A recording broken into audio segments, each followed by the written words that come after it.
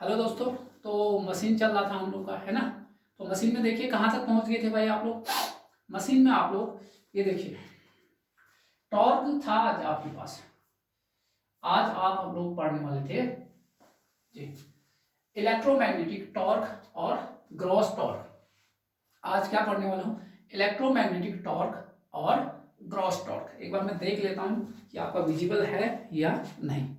ठीक है, बिल्कुल विजिबल है भाई, आज तो बहुत अच्छे से विजिबल है। तो देखिए इलेक्ट्रोमैग्नेटिक टॉर्क और ग्रॉस टॉर्क डेवलप्ड, तो ये पढ़ना था हमने इंडक्शन मशीन में। ठीक है, इससे पहले हमने सब देखा। तो भाई यहाँ देखिए सिंस क्या होता है भाई, एस बराबर क्या होता है, स्लिप बराबर क्या होता है, N S minus N R. Slip बराबर क्या होता है, N S minus N R upon N S. कैसे गुना कर दें, ये आपके पास ये N S minus N R बराबर एस एन एस, या यहां से पक्षांतर कर दीजिए, एन आर को वहां डालिए तो आपका क्या आएगा, N S minus S N S. N S को कॉमन ले आइए, जैसे ही आप एन एस को कॉमन ले आओगे यहां देखिए भाई क्या आ जाएगा आपका 1 माइनस एस। याद करिए ओमेगा बराबर क्या होता है 2 पाई एन अपॉन 60, और 1/60 को बोलते हैं क्या, ये सॉरी n/60 को बोलते हैं स्मॉल एन। कैपिटल एन है आपका रोटेशन पर मिनट, और स्मॉल एन बराबर होता है रोटेशन पर सेकंड। भाई आपको एक चीज ध्यान रखना होगा कि भाई आपके पास जो स्मॉल एन होता है वो क्या होता है n/60 होता है। भाई ऑलरेडी पढ़ चुके हैं ना ये, तो हम लोग कितने बार ड्राइव कर दिया तुम्हारे।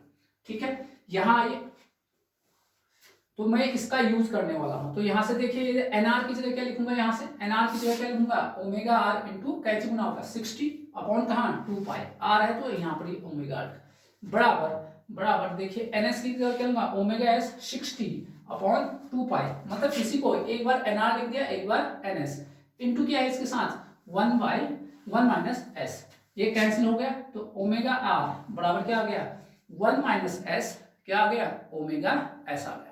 क्लियर है इतना, आपको समझ में आ रहा है इस चीजें। ठीक है चलिए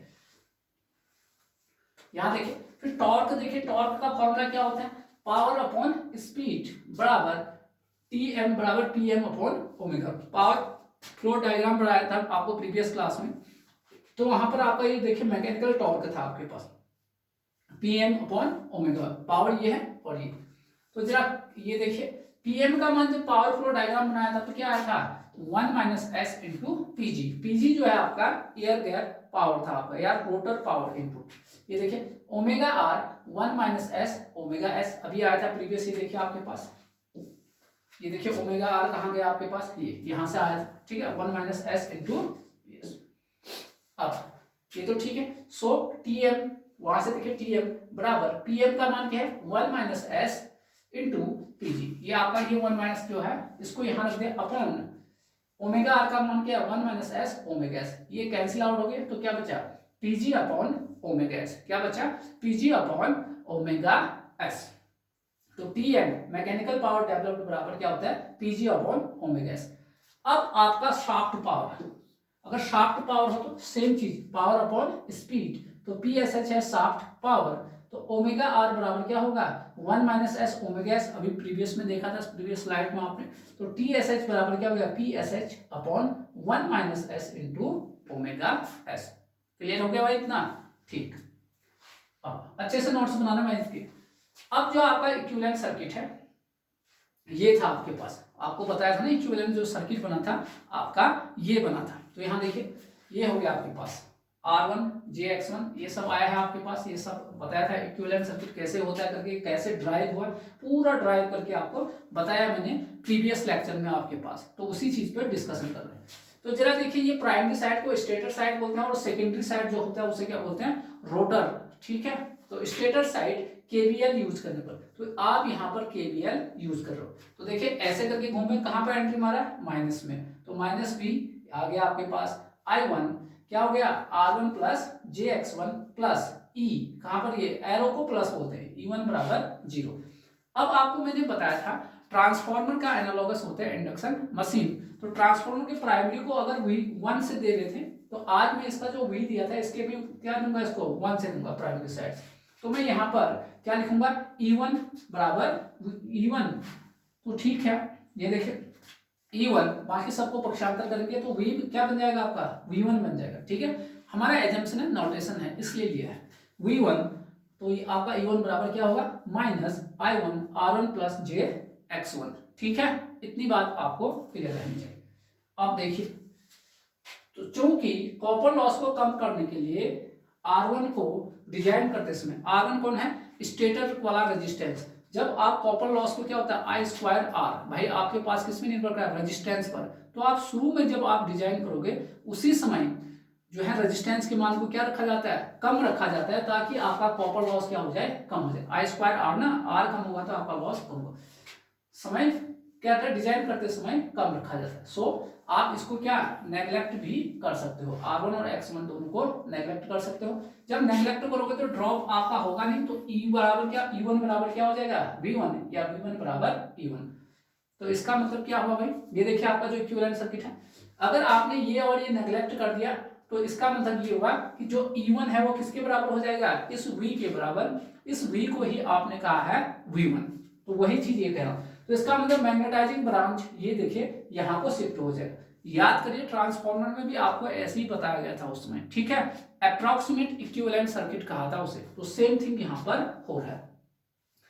तो ये क्या कह रहा है, अर्थात मैग्नेटाइजिंग ब्रांच सोर्स वोल्टेज की ओर शिफ्ट हो जाएगा, मतलब सोर्स की ओर क्या हो गया, शिफ्ट होने वाला है। ठीक है भाई, इतनी बात आपको क्लियर कट समझ में आना चाहिए। अब देखिए, तो इसे बोलते हैं अप्रॉक्सीमेट इक्विवेलेंट सर्किट। तो देखिए आपने ये सोर्स की ओर शिफ्ट कर दिया, ऐसे ये है मैग्नेटाइजिंग ब्रांच ये, तो बाकी R1 JX1 वहां चले गए, R1 JX1 कम थे तो वहां पर शिफ्ट कर दिया, और ये इस साइड आ गया सोर्स की ओर, ये देखिए आपके पास। तो ये बना आपका अप्रॉक्सीमेट इक्विवेलेंट सर्किट। तो टोटल रेजिस्टेंस कितना हो गया, अब तो सीरीज में हो गया R1 plus R2 plus R2 dash plus R2 dash 1/s minus 1, ये आपके पास ये हो गया, बराबर R1 plus R2 dash plus ये आपका, तो कैंसिल आउट हो गया, तो क्या कितना बचा, R1 plus R2 dash upon S, ये आपका बच गया आपका टोटल रेजिस्टेंस। अब देखें टोटल रिएक्टेंस, देखिए टोटल रिएक्टेंस भी सीरीज में क्या होता है, जुड़ जाता है, ऐड होता है। तो वही चीज देखिए यहाँ पर, टोटल रिएक्टेंस X बराबर X1 प्लस X2 डैश। अतः अप्रॉक्सीमेट इक्विवेलेंट सर्किट को निम्न प्रकार से रिप्रेजेंट कर सकते हैं। तो देखिए ये तो शिफ्ट कर दिया था आपने सोर्स की तरफ मैग्नेटाइजिंग ब्रांच को, तो टोटल रेजिस्टेंस R बराबर क्या कितना बचा, R1 plus R2 dash upon S, और JX आपका टोटल रिएक्टेंस बचा X1 plus X2 dash J बचा। ठीक है, यहाँ पर ये ध्यान रखिएगा, ये वाला रेजिस्टेंस ऐड हो गया है, ठीक है, ऐड हो गया भाई, ध्यान रखिए। अब ये हो गया रोटर साइड, और ये क्या है, स्टेटर साइड। तो KVL का यूज कर रहा हूं मैं कहा, रोटर साइड, तो KVL यूज करिए। देखिए KVL जैसे लगाओगे, यहाँ देखिए कहां पर एंट्री, ये, क्योंकि देखिए आपके पास यहाँ पर ये V है, या V1 कहो E1 कहो, आप पैरेलल में सब क्या होंगे, बराबर, तो इसलिए V ही लिखा है मैंने। तो आपने जैसे KVL लगाओ कहां पर एंट्री, माइनस V पर, फिर इसका बाद I2 डैश है यहाँ पर आपके पास, तो वही मैंने किया है। तो आप minus V I2 dash, resistance ये है, प्लस J आपके पास, तो I2 डैश टोटली कॉमन बाहर ले आए, बराबर क्या होता है KVL, 0 हो गया। तो I2 डैश का मान निकालना है, तो क्या होगा, V वहां चले गया, तो अपॉन दिस वन, या इसका मान क्या है, R है, तो और इसका JX। अगर मॉड लोगे तो वाई B का मॉड तो B ही रहेगा, ये आपका कॉम्प्लेक्स नंबर है, कॉम्प्लेक्स नंबर क्या होता है, A square plus B square, ये देखिए आपने किया, समझ में आया, पूरा स्लाइड बना के आपको समझा दिया है, तो आप एक एक करके आपको नोट करना है। नेक्स्ट देखिए टॉर्क कैलकुलेशन, लेकिन हमें तो मेनली किसको कैलकुलेट करना है, टॉर्क को कैलकुलेट करना है भाई। तो टॉर्क देखिए Tm बराबर क्या, PG अपॉन ओमेगा S, तो यहाँ PG का मान रखेंगे, लास्ट लेक्चर में बताया था ये आया था आपको I square R2 dash upon S, PG into 1/s, but Tm का मान क्या होता है, 3PG ओमेगा S, ये 3 फेज के लिए है, तो 3 फेज के लिए कितने हैं, 3 से गुना करोगे तो आपके पास यहाँ से, तो 3 से ये गुना कर दिया, PG का मान ये हो गया, ठीक, PG आपके पास ये आ गया 3 से इंटू 1/s, तो यहाँ पर ये रखा R2 dash by S, I2 dash का मान जो अभी निकाला था प्रीवियस में, तो उसका मान यहाँ पर रखोगे, ये आ गया आपके पास। ठीक है, एक सिंपल सा अच्छे से नोट्स बनाए आपने। अब तो जैसे ये रखा आपने I2 डैश का मान, ये आ गया, तो ये आ गया आपके पास, तो इसने आपने जो है ये क्या हो गया, R स्क्वायर है, और ये क्या है, X स्क्वायर, तो इस प्रकार से आपका टॉर्क का इक्वेशन आ गया है। तो आपको मैंने पूरा ड्राइव करके दिखाया है कि टॉर्क का इक्वेशन इंडक्शन मशीन में कैसे आता है। क्लियर हो गया, चलिए अब at standstill and starting condition, यानी शुरुआत में क्या है, और जब शुरुआत में क्या होगा, रोटर तो घूम नहीं रहा होगा, तो देखिए रोटर स्पीड एन आर बराबर 0 एट स्टैंड स्टिल, मतलब शुरुआत में ठप होगा, ठप होने का मतलब एन आर का मान कितना होगा 0। स्लिप का फॉर्मूला ये होता है, तो इसका मतलब स्लिप का मान कितना होगा 1। तो शुरुआत में मतलब स्टार्टिंग, तो स्टार्टिंग टॉर्क कितना होगा, जो आपका जो यहाँ पर R2 डैश बाई एस आया था, एस की जगह कितना रख दिया 1 रख दिया, तो ये आ गया। तो स्टार्टिंग टॉर्क आपको ये मिल चुका है, तो आपको स्टार्टिंग टॉर्क भी मिल गया और एक जनरल टॉर्क का इक्वेशन भी मिल चुका है। तो यहाँ देखिए आप कुछ क्वेश्चन देख लीजिए। The torque develop in an induction motor, ये IM का मतलब है इंडक्शन मोटर कह रहे हैं, ठीक है। द टॉर्क, पहला क्वेश्चन देखिए, the torque developed in an induction motor is nearly proportional to, किसके प्रोपोर्शनल होता है ये पूछ रहा है। तो अभी आपने जब टॉर्क का एक्सप्रेशन देखा था, ये देखिए, तो वहां पर ये देखिए टॉर्क जो है v स्क्वायर के क्या है प्रोपोर्शनल है, तो आपके पास जो ऑप्शन है आपके पास यहाँ पर सी ऑप्शन आपका करेक्ट हो गया, v स्क्वायर के क्या है प्रोपोर्शनल। ये बहुत बार पूछा गया question. Question number 2, the losses that occur in an induction motor are, तो इंडक्शन मोटर में कौन से लॉसेस होते हैं। प्रीवियस लेक्चर, इससे पहले वाले लेक्चर में आपको लॉसेस के बारे में बताया था, तो कौन कौन से लॉसेस होते हैं ये कह रहे हैं। स्टेटर में कॉपर लॉस होता है, बिल्कुल होता है, वहां वाइंडिंग लगा होता है। स्टेटर में आयरन लॉस होता है, बिल्कुल होता है वहां पर भी।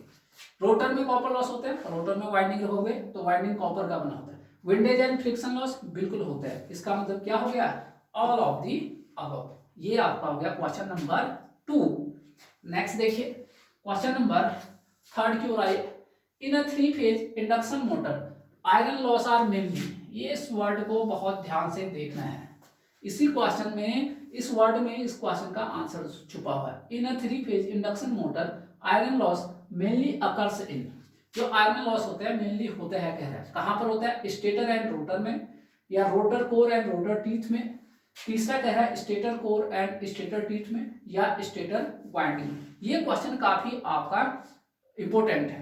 तो भाई मेनली, अब देखिए आयरन लॉस तो आपका हर जगह होता है, रोटर का भी आपका कोर है और स्टेटर का भी क्या है कोर, लेकिन आपको पता होना चाहिए, लेकिन आपको क्या पता होना चाहिए भाई, यहां पर देखिए कि आपके पास, ध्यान से देखिए, आपके पास जो इस रोटर में जो स्लिप होता है, रोटर में जो फ्रीक्वेंसी होता है ये होता है, और रोटर का फ्रीक्वेंसी क्या होता है F2 बहुत ही कम होता है। Iron loss proportional to frequency होता है, क्योंकि हिस्टैरिसीस लॉस और एडी करंट लॉस किसमें होते हैं, फ्रीक्वेंसी में नहीं बोल रहे। जब फ्रीक्वेंसी कम होगा तो इसका मतलब ये आयरन लॉस भी क्या हो जाएगा कम। इसका मतलब ये हुआ कि रोटर में जो है आपके पास, ध्यान से सुनिए, रोटर में जो आयरन लॉस होता है बहुत ही कम होता है, और स्टेटर में क्या होता है ज्यादा, क्योंकि स्टेटर में फ्रीक्वेंसी क्या है ज्यादा है।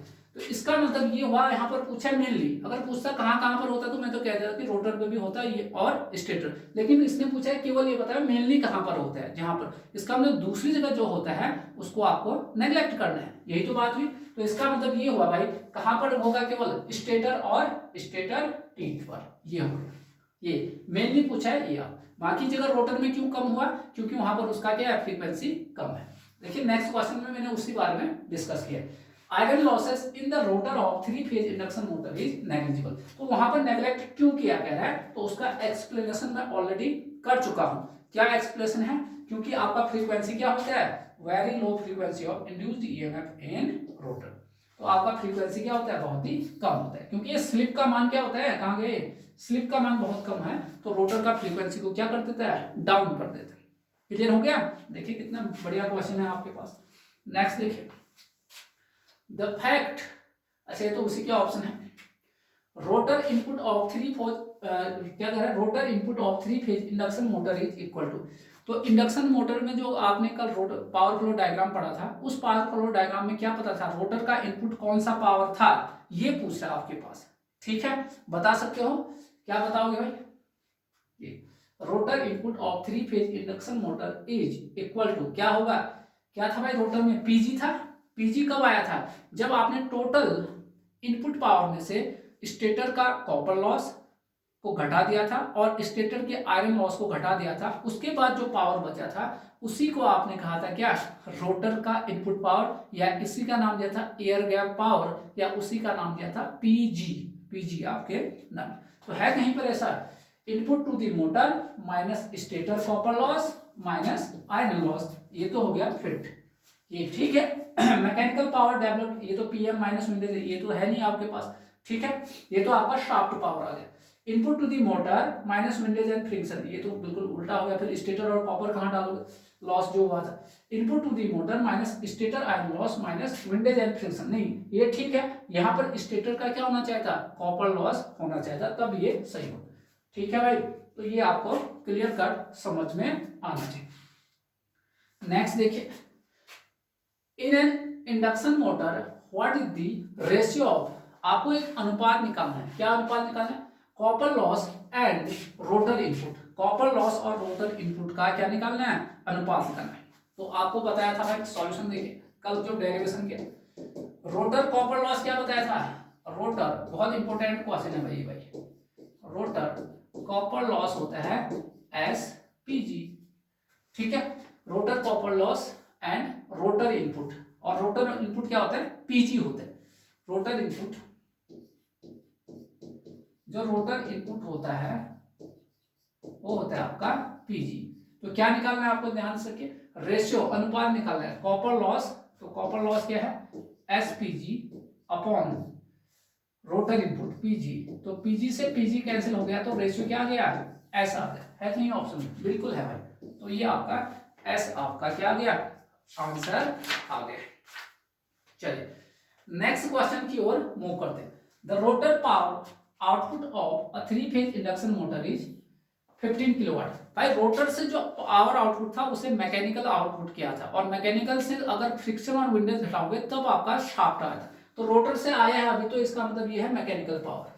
The rotor copper loss at a slip of 4% will be, तो आपको रोटर कॉपर लॉस यानी एसपीजी निकालना है, ठीक है।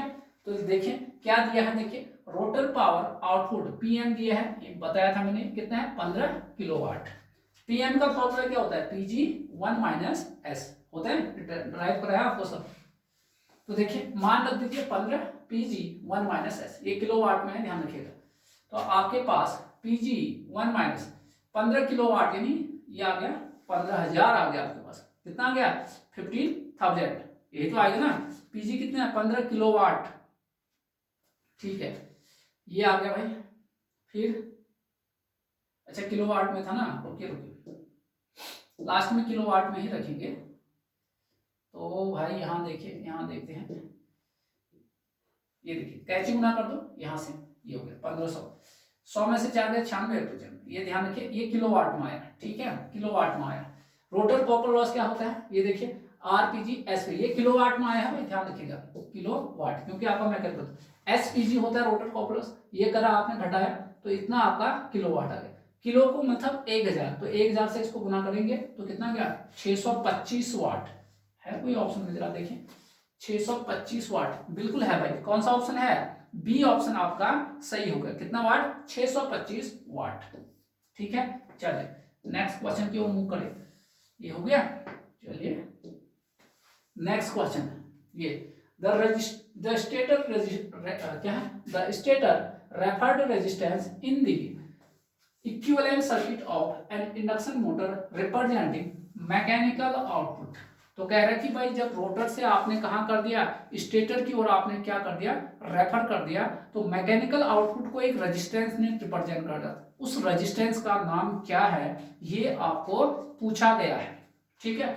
ऑप्शन ये दिया है, यहाँ देखिए भाई, यहाँ देखिए आपको दिखाता हूं मैं कहीं पर आपको वो डायग्राम जहां पर वो रेजिस्टेंस है। वैसे कल पावर फ्लो डायग्राम देखा ही था तुम लोगों ने, उस पावर फ्लो डायग्राम में ऑलरेडी आपको बता चुका हूं कि वो रेजिस्टेंस क्या होता है। वो रेजिस्टेंस होता है R2 1/S-1, ये वाला, इसकी बात कर रहा हूँ। ये रेजिस्टेंस होता है जो मैकेनिकल आउटपुट को क्या करता है, रिप्रेजेंट करता है। ये R2 1/S-1, ठीक है, ये मैकेनिकल आउटपुट को क्या करता है, रिप्रेजेंट करता है। तो लिखिए R2 1/S-1 mechanical output power को रिप्रेजेंट करता है। क्या करता है, रिप्रेजेंट करता है। तो आइए आप उस क्वेश्चन में, तो आपके पास